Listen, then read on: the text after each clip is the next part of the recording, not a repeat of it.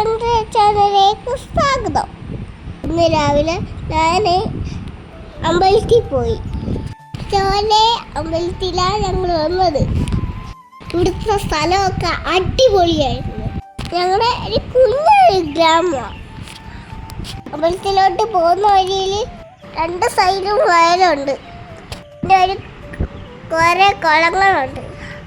അവിടെ കാണാൻ ഭയങ്കര ബ്യൂട്ടിഫുൾ. അവിടെ കുറേ കാണുന്നുണ്ട്. കുഞ്ഞു പക്ഷികൾ വരും. അമ്പലത്തിൽ നിന്ന് ചെന്നിട്ട് എനിക്ക് സ്കൂളിൽ പോകണം.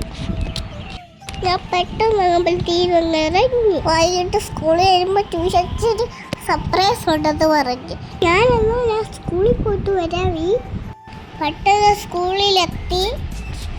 ഇപ്പം വൈകിട്ട് വരാം കേട്ടോ. ഞാൻ പിടിച്ചോണ്ട് വന്ന എന്നെയാണ്.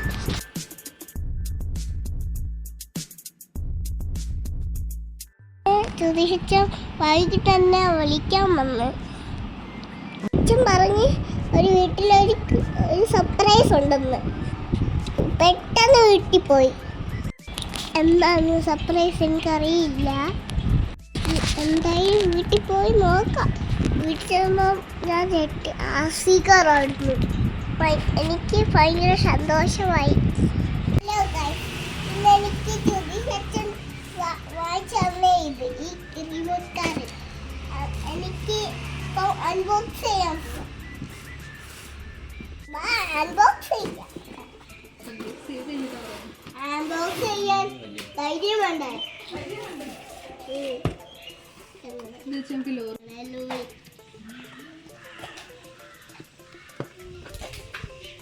ഇതിന് ചാർജറൊക്കെ ഉണ്ട്, പേപ്പറും ഇതൊക്കെ. അപ്പൊ തന്നെ ഞാൻ കണ്ട് ഇങ്ങനെ വെച്ച് കളിക്കുക, ഇങ്ങനെ വെച്ച് കളിക്കുക, ഇങ്ങനെ വെച്ച് കളിക്കുക. ഫ്ലോറ ലൈറ്റൊക്കെ കത്തും. കണ്ടോ, കുറേ കളേഴ്സ് ഉണ്ട്.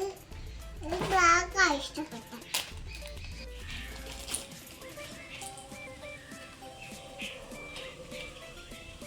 ഒരുപാട് ഇഷ്ടപ്പെട്ടു. താങ്ക് യു അച്ഛ. വൈകിട്ട് എനിക്ക് അനുമോദനം ഉണ്ടായിരുന്നു. ഞാൻ പോകുന്ന വഴി ഒരാളെ ഞാൻ കാണിച്ചു തരാം. ആ ഫോട്ടോ ഇരിക്കുന്നു, കണ്ടോ? ഞാനാണ്. താങ്ക് യു പോലീസ് മാമാരെ. താങ്ക്സിലെ ഒരു കാര്യം. ഉണർന്നിടാത്തൊരു പുതുരാഗം എവിടെ മറന്നു ഞാനീ പ്രിയാനുരാഗം. അവിടുന്ന് ഞങ്ങള് അനുമോദനം തരുന്ന സ്ഥലത്തെത്തി. ഒരുപാട് ആൾക്കാരുണ്ടായിരുന്നു. ഷിബുച്ചാറായിരുന്നു ഉദ്ഘാടനം. പക്ഷേ സാറിന് വരാൻ പറ്റിയില്ല. പോലക്കൽ ആദ്യ കൂട്ടായ്മയുടെ പുരസ്കാരമായിരുന്നു. മേലെ മേലെ മാനം മാനം നീളെ മഞ്ഞിൻ കൂടാരം അതിലാരോ ആരാരോ. അപ്പം രാത്രിയായി വീട്ടിലേക്ക് പോരുന്നു. ഞാൻ വീട്ടിൽ വന്ന് ഫ്രഷായി. എനിക്ക് കുറെ ഹോംവർക്കൊക്കെ എഴുതാനുണ്ടായിരുന്നു.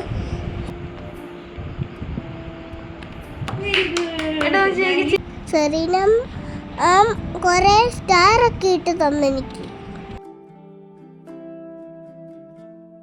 പിന്നെ ക്ഷേത്രത്തോട് ഞാൻ പറഞ്ഞ് റൈറ്റ് ഡ്രൈവിനോട് ഞാൻ പോകണമെന്ന് പറഞ്ഞു. അങ്ങനെ എന്നെ കൊണ്ടുപോയി. കുറേ ദൂരം ചെന്നപ്പം ഞാൻ ബബിയുടെ വീട്ടിൽ പോകണമെന്ന് നൈസായിട്ട് ഞാൻ പറഞ്ഞ്. 12 മണിയായി പോകണ്ടെന്ന് പറഞ്ഞ്. വേറെയും കിടക്കുന്ന വലിച്ചനെയും മമ്മിയും ചേച്ചിയെ എനിക്ക് വിളിച്ചെടുത്തോന്ന് തോന്നി. ഒരു ഹോട്ടലിൽ കയറി കുറച്ച് ഫുഡൊക്കെ വാങ്ങി. അവിടെ ബിരിയാണി ഇല്ലായിരുന്നു. വേറെ കടയിൽ നിന്ന് ദോശ വാങ്ങാൻ ചേച്ചൻ പറഞ്ഞു. പൊറോട്ട എനിക്ക് ഇഷ്ടമല്ല. അവിടുന്ന് ഫുഡൊക്കെ വാങ്ങി ഇറങ്ങി.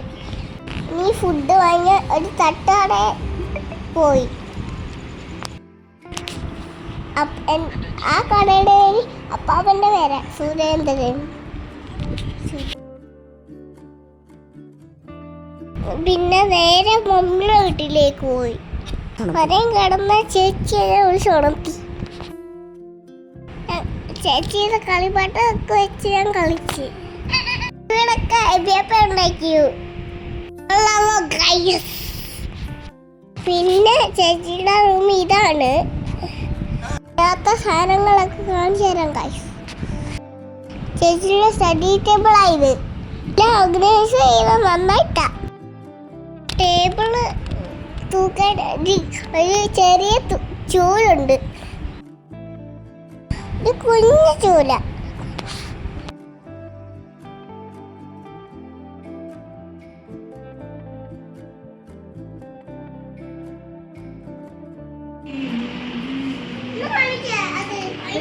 ഞങ്ങൾ ഫുഡൊക്കെ കഴിച്ച് എല്ലാം ടേസ്റ്റ് ആയിരുന്നു.